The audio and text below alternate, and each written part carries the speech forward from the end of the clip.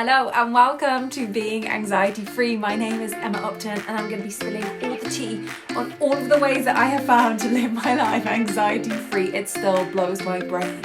When we don't have anxiety, we learn who we're here to be, what we're here to do, and the unique body of work that is currently locked inside the DNA codes of our existence gets to flow through, and we get to make the whole process easy, like eating cake and drinking tea. Welcome to today's episode.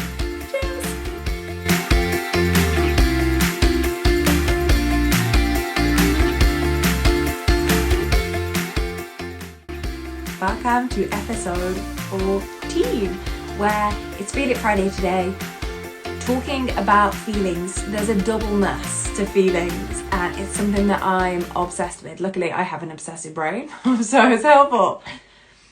This notion of doubleness when we're feeling feelings, for so many of us, we go through life where we have been taught that feeling feelings isn't safe.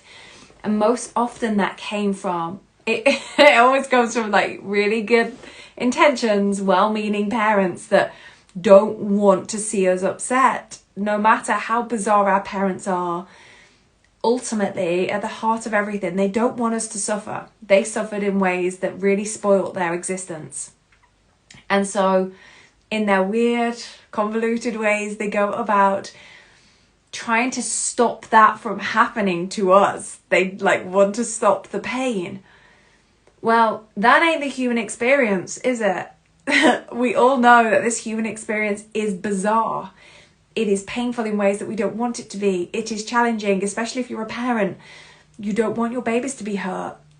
So you get it. I get why our parents spend so much of the time trying to negotiate the world so that it feels less painful for us. But what they actually did was they actively repressed our emotions. So when we're navigating something and we're showing a big emotion, it's uncomfortable for everybody. And rather than just being content, being like, oh, this is awkward, isn't it? It's uncomfortable. Like, it's not comfortable for you. It's bringing up stuff for me. I'm not comfortable. Like, everybody's finding this tricky. Let's navigate it together. What our parents actually did is go, oh, I hate seeing you in pain. This is causing pain for me and bringing up all the traumas that I didn't want to navigate. Like, let's pretend it's not happening. Like, don't do that. Don't do that. Or maybe they distracted you from it. Or maybe they told you off or scorned you, rolled their eyes. Like, there was a go-to response that your parents had when you showed a big emotion.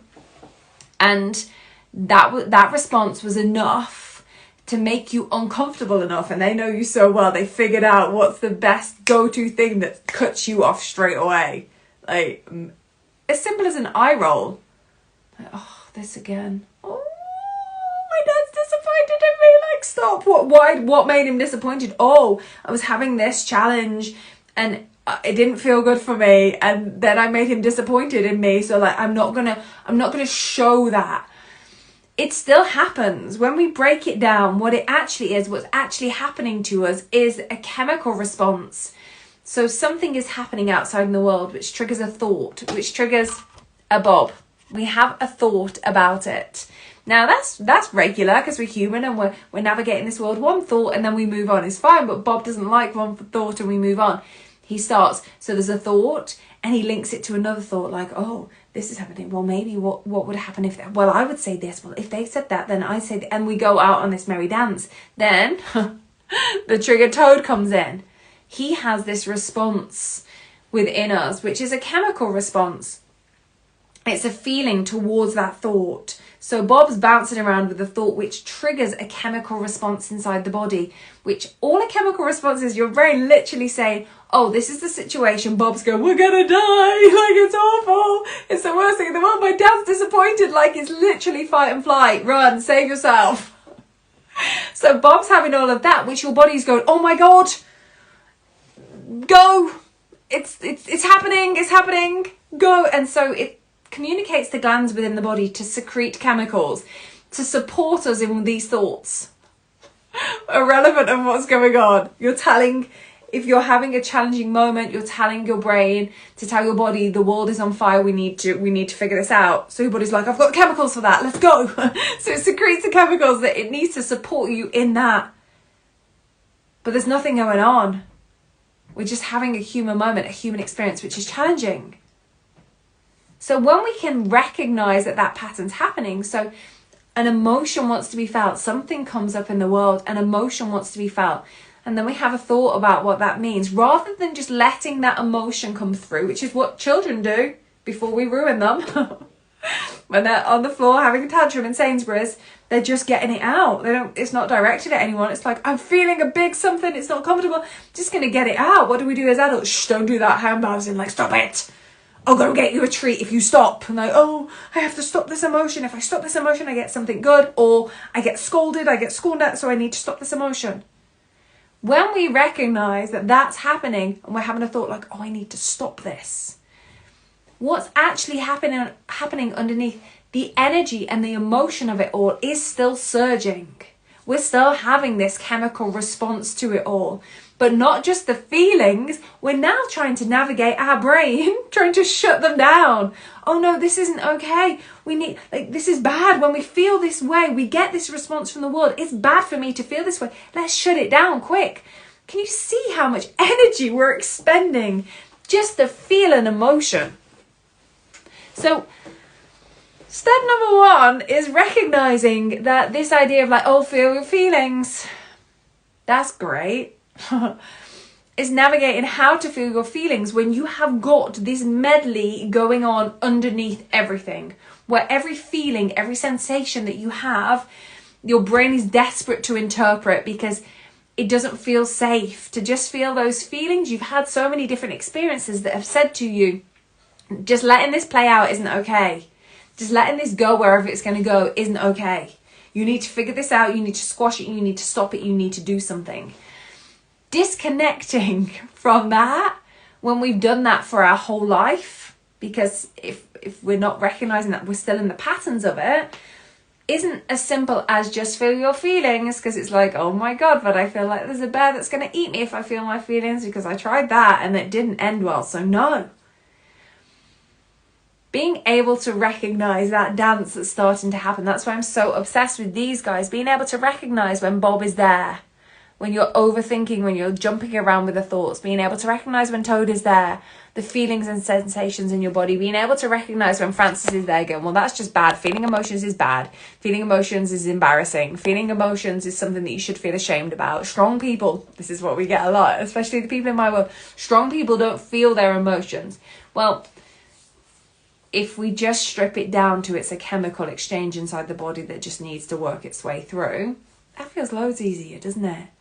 So let's be on the lookout for those three things. What are the thoughts? What's happening inside your body? What's the judgment that emotional judgment that your Francis is slamming onto it at the end? Be heightening our awareness to see where that is happening is going to make space. I'm obsessed with making space. It's going to make space to mean that we can start to actively and actually consider what we want. So saying feel your feelings is so unhelpful. It makes me want to scream in people's faces. And they're like, oh, you should just feel your feelings. It's like, yeah, we know that. We know that. We're educated people. Of course we're meant to just feel, we know this. Why can't I? You can't, because of the emotional suppression that you've got, that those three guys are just slamming down onto it. So please seek refuge in the fact that if you see something that you're navigating an emotion and it's a big emotion, you're just like, why can't I feel my feelings? That's why. That made me feel a heck of a lot better. Oh, I just soldier on. I just power through. I just keep going. Not because I'm a psychopath. I am. It's because I've learned that they're not safe. Everybody around me, the world around me has taught me that feeling big things isn't safe because you disappoint people, you let people down, you make them feel a certain way, they can't do it. So it's safer if I just don't. Watch out for feel your feelings. Watch where your brain goes and be like, oh, no wonder I can't. That moment in itself, when we call in grace and we say like, oh, no wonder I can't. I've got all of this baggage that I'm trying to take care of for everybody else. No wonder I can't. Oh, I don't need to be strong, but I really want to. Oh, I don't want to feel this feeling.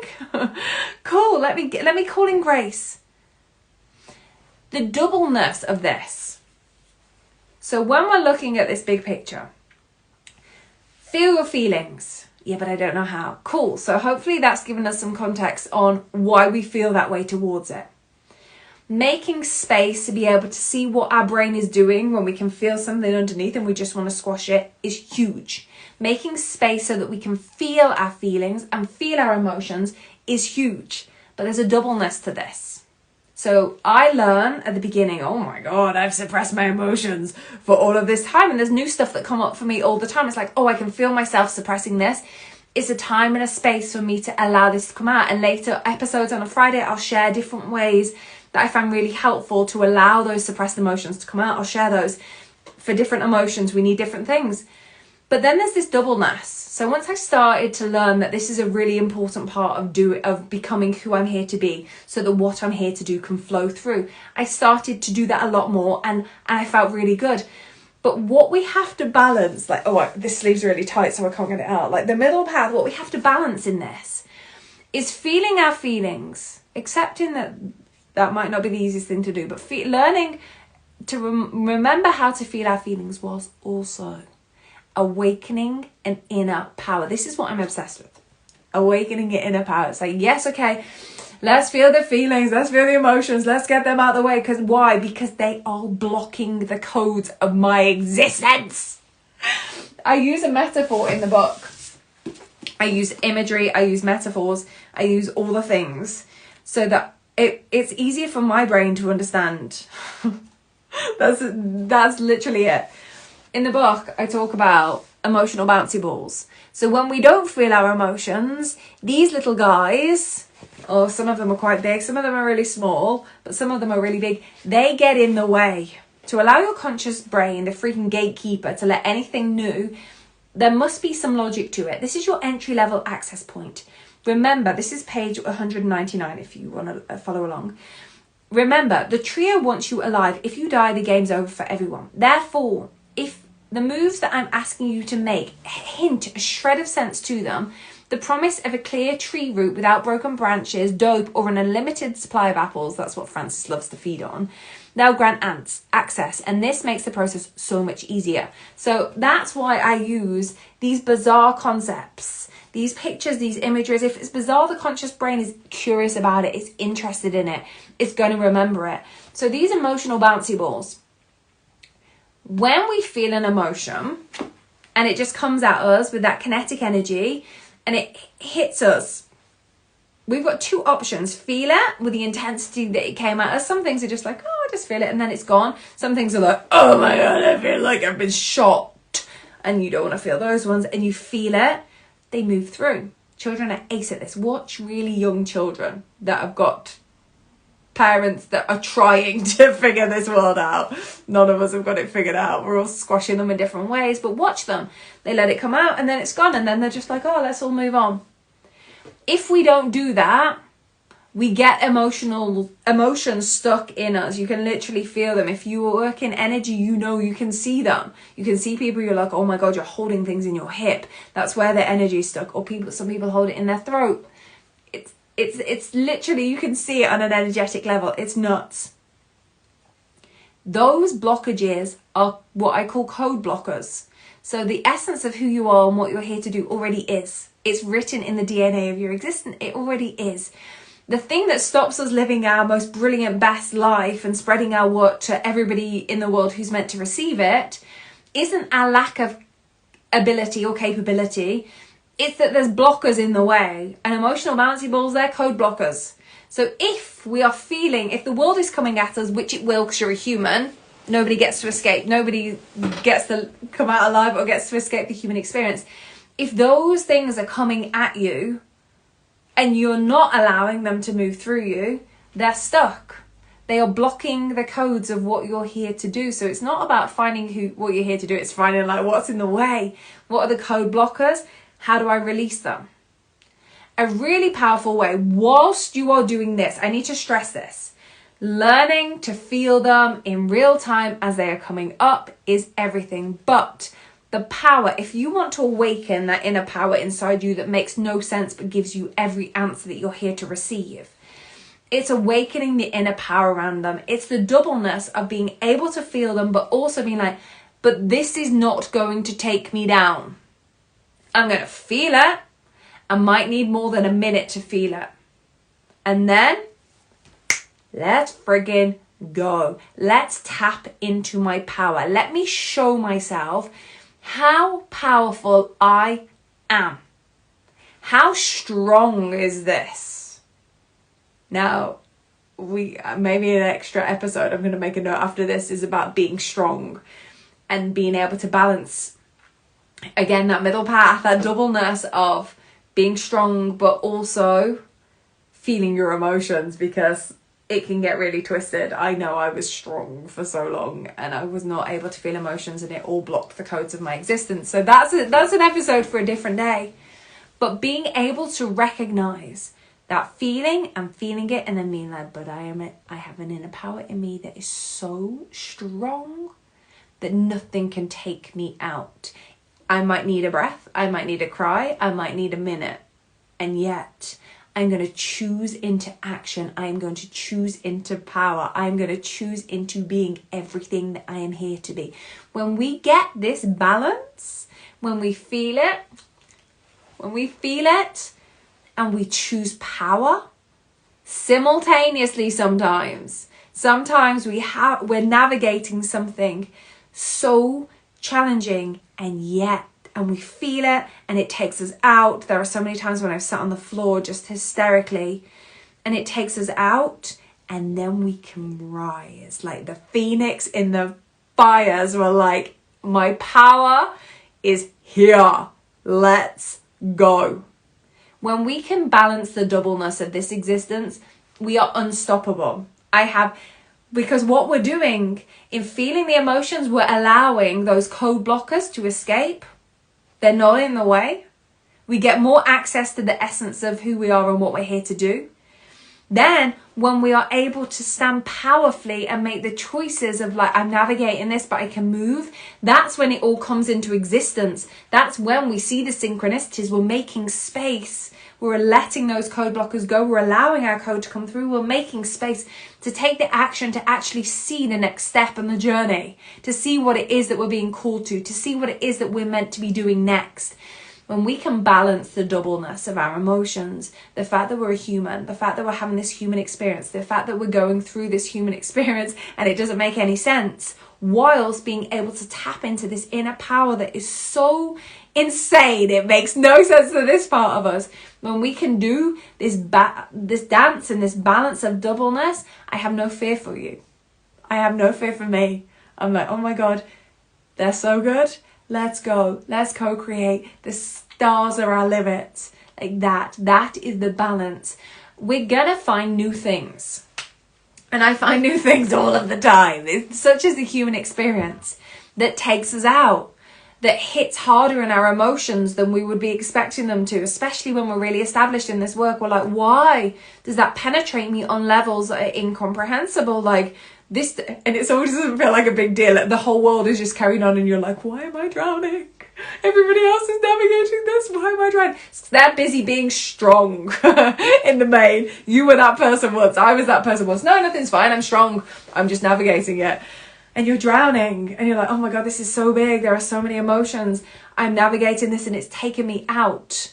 That's just a new calling for a new level of inner power. And it will happen to us throughout this entire human experience. We don't get to skip this bit. And once we make peace with that, once we know that we are this evolution of never ending, and that freaks some people out, but I'm like, yes, this never stops. This never stops until you're dead. And then I'm just going to have the biggest rest. I hope.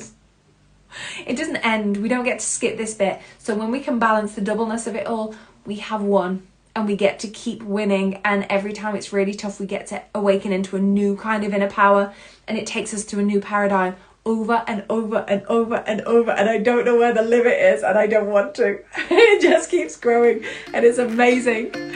Thank you for being here. Happy Feel It Friday. Much loves.